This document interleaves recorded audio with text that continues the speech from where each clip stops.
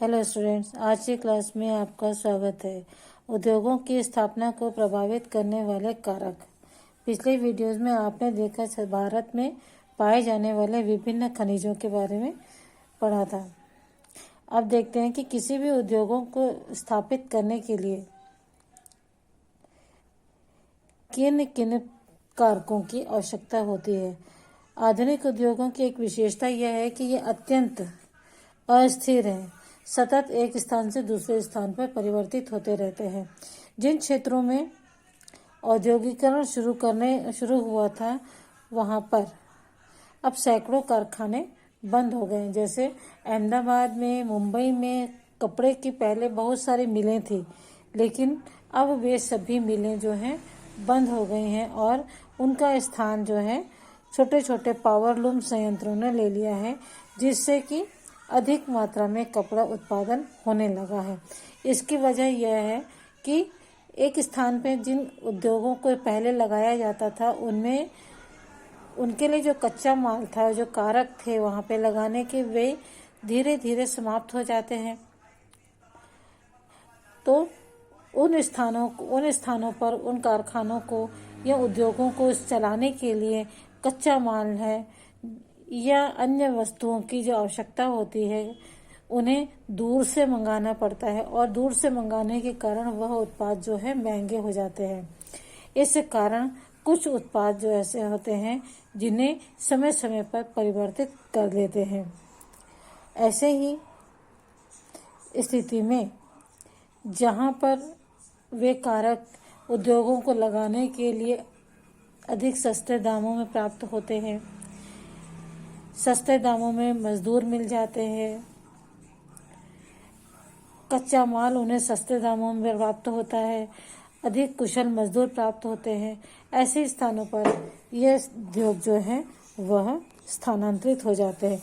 इसके अलावा कुछ टेक्नोलॉजी कारण भी हो सकते हैं, जहां पर तकनीकी और कच्चे माल के स्रोत, बाजार, अस्पताल और यातायात के साधन, वे सभी जो हैं एक निश्चित स्थान पर प्राप्त होते हैं।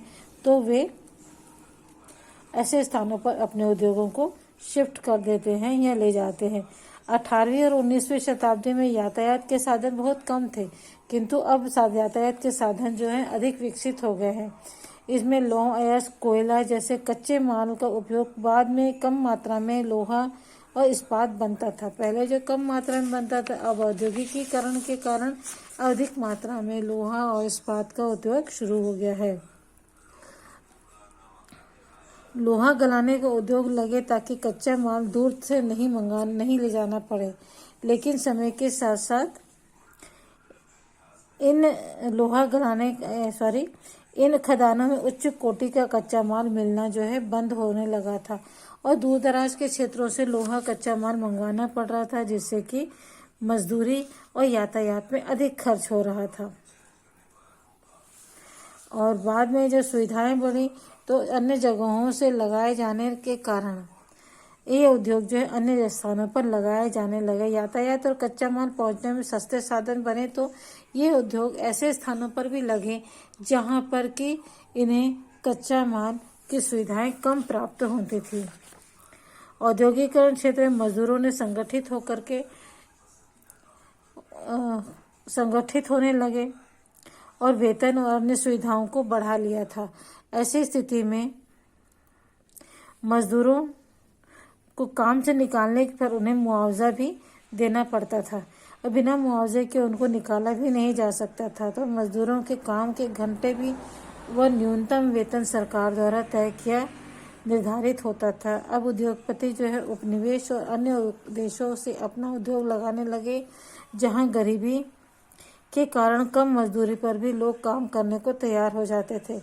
जहां सरकारों ने मजदूरों के हित में कानून नहीं बनाए थे या उन्हें लागू नहीं कर रहे थे, जहां मजदूर संगठित नहीं थे, वह इसलिए संभव हुआ क्योंकि आज यातायात संचार तेज होने के साथ साथ बहुत सस्ता हो गया है। उदाहरण के लिए किलोमीटर दूर विशाखापट्टनम 250 किलोमीटर दूर विशाखापट्टनम बंदरगाह तक ले जाया जा सकता है।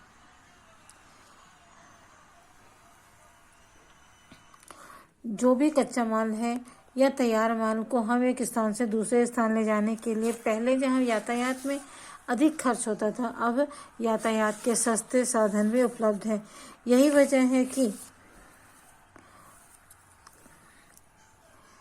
उदाहरण के लिए दंतेवाड़ा से खोदा गया लौह अयस्क पानी के साथ छोड़कर पाइपलाइन के माध्यम से बहाकर 250 किलोमीटर दूर विशाखापट्टनम बंदरगाह तक ले जाया जा सकता है। वहां इस लोहे कंकड़ के रूप में परिवर्तित करके निर्यात किया जाता है और किरंदुल विशाखापट्टनम स्लरी लाइन कहते हैं। इसी तरह की एक पाइपलाइन उड़ीसा में भी बनी हुई है। कहने का अर्थ यहाँ पर यह है कि जहाँ साधन सुविधाएं सस्ती होंगी, जहाँ लागत कम आएगी, ऐसे स्थानों पर उद्योगों की स्थापना होगी। उद्योगों को लगाने के लिए और चलाने के लिए किन किन चीज़ों की आवश्यकता होती है, इसे हम देखते हैं। तो सबसे पहले है कच्चा माल। किसी भी उद्योग को लगाने के लिए कच्चा माल सबसे महत्वपूर्ण माना जाता है।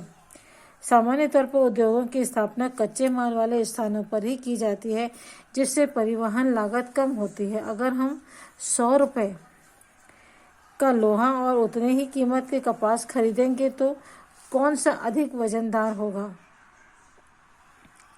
स्वाभाविक है, लोहा अधिक वजनदार होगा और कपास हल्की होगी, तो कपास का परिवहन क्या होगा? आसानी से होगा।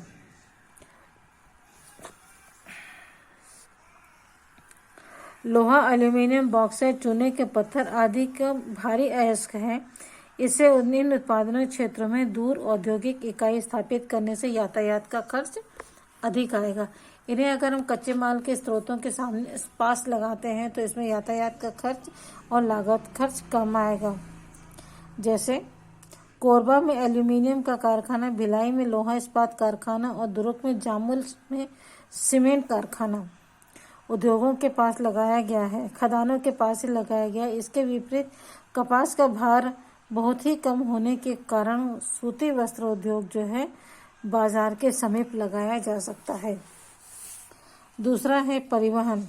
किसी भी उद्योग को प्रभावित करने के लिए परिवहन की सबसे महत्वपूर्ण भूमिका है। कच्चा माल लाने, मशीनरी लाने, तैयार माल को बाजारों तक पहुंचाने में परिवहन की महत्वपूर्ण भूमिका होती है। यदि परिवहन के साधन सस्ते होंगे और बाजार के निकट होंगे तो बाजार तक पहुंचने का कार्य परिवहन की सहायता से आसानी से किया जा सकता है। इसमें सबसे महत्वपूर्ण है रेल, जल यातायात, सड़क यातायात, रेल यातायात, हवाई यातायात। ये सभी साधन जिस स्थानों पर उन्नत रूप से विकसित होंगे, वहां पर उद्योग अधिक सुविधाजनक और व्यवस्थित रूप से चल सकेंगे। तीसरा कारक है ऊर्जा, शक्ति और ऊर्जा। पहले मशीनों को चलाने के लिए विद्युत की शक्ति, अभी जो है किसी भी उद्योग को चलाने के लिए हम विद्युत का उपयोग करते हैं, लेकिन एक समय था जब किसी भी कारखाने को चलाने के लिए कोयले का उपयोग किया जाता था।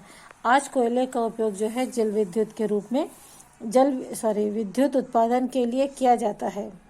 कोयला वजन काफ़ी भारी होता है, इसीलिए इसे दूसरे स्थानों से बाहर अपने उद्योगों तक लाने में अधिक खर्च बैठता है।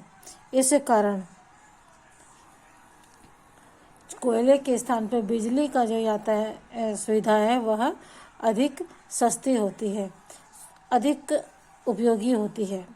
दूसरा कारण यह है कि कोयले से निकलने वाला ऐश अर्थात राख और कोयले का प्रदूषण से वातावरण को प्रदूषित होता है, वह भी पर्यावरण की दृष्टि से प्रदूषणकारी है।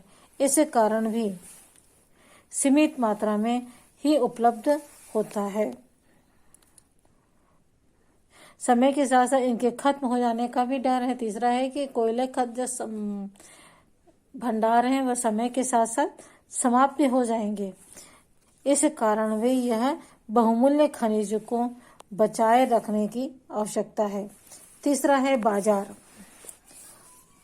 किसी भी वस्तु के उत्पादन के बाद उसकी बाजार में खपत होती है, अतः सभी उत्पादनों को बाजारों में तक ले जाना होता है। साथ ही लगातार बदलते हुए बाजार के स्वरूप में उद्योगों को स्थापित करने में भी महत्वपूर्ण भूमिका निभाते हैं।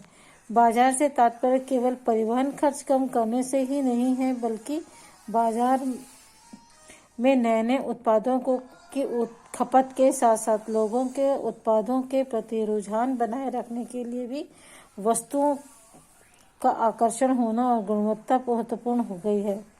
बाजार में केवल इसलिए आवश्यक नहीं है कि वस्तुओं को बाजार तक पहुंचाया जाए, परिवहन की दृष्टि से नज़दीक होने चाहिए, बल्कि बाजार को ऐसा होना चाहिए कि जो वस्तुएं उत्पादित कर जा रही हैं उनकी खपत भी हो सके।